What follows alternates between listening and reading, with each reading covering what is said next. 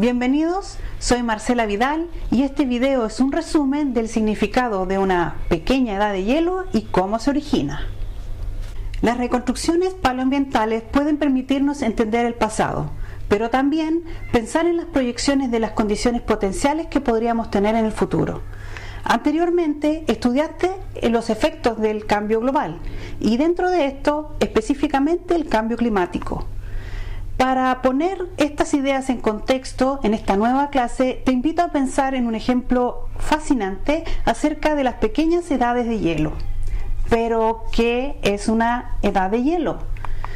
Es un periodo de enfriamiento del hemisferio norte que alcanzó 1 grado bajo el promedio, que se produjo luego de un periodo cálido medieval alrededor del año 900 después de Cristo.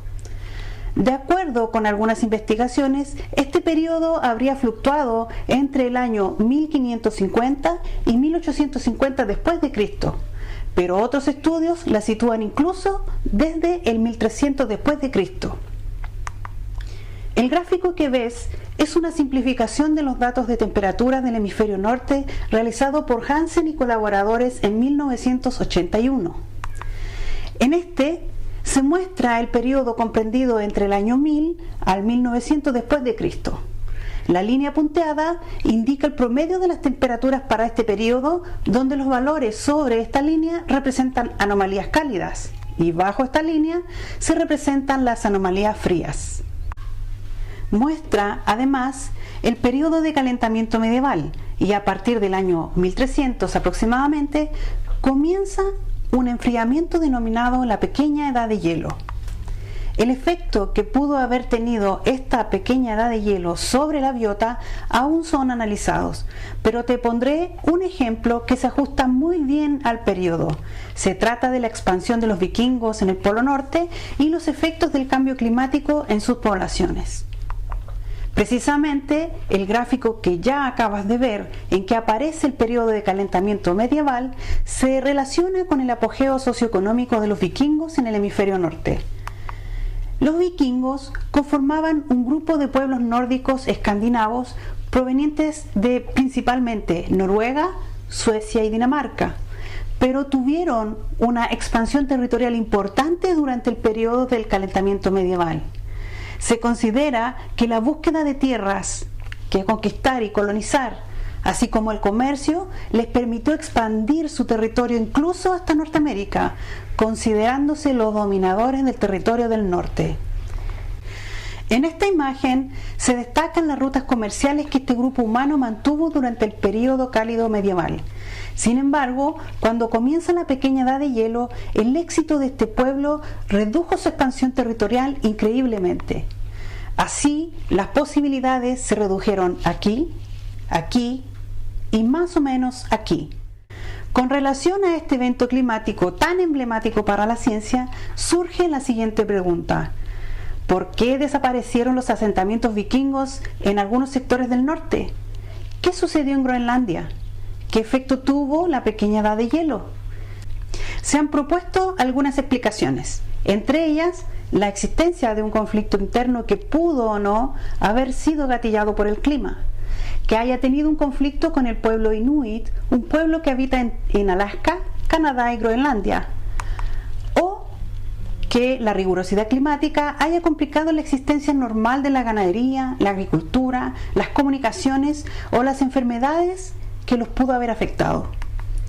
Lo que sí es claro, según una carta dirigida al Papa Alejandro VI que se puede leer en la web de la Biblioteca Virtual Miguel de Cervantes, las rutas comerciales durante la pequeña edad de hielo se redujeron. De hecho, basta con comparar el casquete polar entre invierno y verano en el hemisferio norte en la actualidad para reconocer la dificultad que significan las conexiones comerciales cuando hay hielo. Ahora imagina este cambio, pero en un periodo muy prolongado. Según estudios como los de Anneborg y Barrett sobre análisis de enriquecimiento isotópico de carbono para muestras de varios asentamientos vikingos entre Norteamérica y Europa, muestran que la población intermedia entre estos dos grandes asentamientos habrían tenido una inhabilidad para adaptarse a una nueva forma de alimentación, debido a que la dieta de los vikingos cambió drásticamente de ser terrestre Amarina. Esto se considera como una pista para determinar el enigma de la desaparición de este pueblo en Groenlandia. Se han propuesto también que el cambio climático y las prácticas poco sustentables del uso de la tierra serían otras de las dos principales razones de la desaparición de los asentamientos nórdicos a fines de 1400. Entonces, lo interesante aquí es que cuando logramos determinar el efecto del clima sobre Homo sapiens o cualquier otro grupo biológico, somos capaces de interpretar las consecuencias globales de alzas y descensos de las temperaturas. Ahora, si bien has visto este ejemplo concreto, supongo que te preguntaste, ¿cómo se produce una pequeña edad de hielo? Según Berkeley y Grissino, propusieron en el año 2003 tres explicaciones: inestabilidades internas del sistema climático, influencias ajenas al sistema climático y las retroalimentaciones. Según Brecker, del año 2000, los cambios en la circulación termoalina, es decir, la circulación de masas frías y cálidas y salinas en el mar, pudo haber sido una de las responsables de esta pequeña edad de hielo. Esto se explica porque los océanos funcionan como un sistema interconectado. En la figura se representa un océano como el Atlántico o el Pacífico desde el hemisferio norte al sur, pasando por el Ecuador. Brecker señala que tal vez la producción de aguas profundas en el océano austral es episódica, en una escala de tiempo multidecadal, y tal episodio no ha ocurrido durante un periodo en que hay observaciones disponibles. O también se señala que tal vez el calentamiento global ya ha pasado factura a la formación de aguas profundas en el océano austral. Este sería un ejemplo de inestabilidad interna del cambio climático.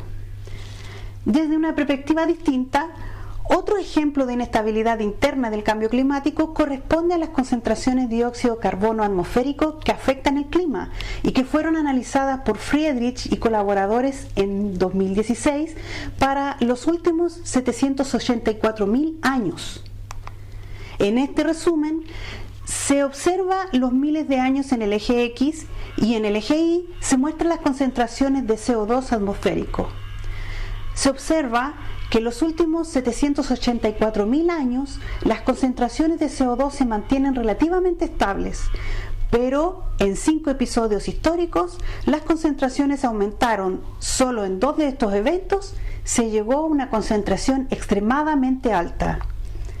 Luego, saliendo del último máximo glacial, se observa uno de los puntos altos, pero al llegar al presente y generar las proyecciones sobre estos datos históricos, el CO2 incrementa. Como ya sabes, esto genera efectos en el clima. Un ejemplo de influencia ajena al sistema climático sería el vulcanismo. De acuerdo con Brifa y colaboradores en 1998, existiría una conexión entre los eventos de erupciones volcánicas y el descenso de las temperaturas globales. Esto ocurre por un oscurecimiento o atenuación de la luz solar, producto de una gran masa de ceniza atmosférica que permanece por mucho tiempo. En el gráfico que ves ahora se muestra en el eje X el periodo comprendido entre el año 1400 al año 2000 y en el eje Y se indican las anomalías térmicas. Los pequeños números que ves allí corresponden a los años de las erupciones volcánicas más relevantes. Si observas cada una de ellas, coincide con un descenso térmico global. Otro ejemplo de influencia ajena al sistema climático corresponde a las manchas solares. Las manchas solares son áreas del Sol que tienen bajas temperaturas pero intensa actividad magnética, que bajo ciertas condiciones son capaces de bombardear la Tierra. Debido a que la Tierra está rodeada por una magnetosfera, los efectos de estas manchas son atenuadas. Según varios autores, la falta de manchas solares que impactan a la Tierra potencia la disminución de las temperaturas globales. En esta figura puedes ver el periodo comprendido entre el año 1600 al 2000 y en el eje Y el número de manchas solares.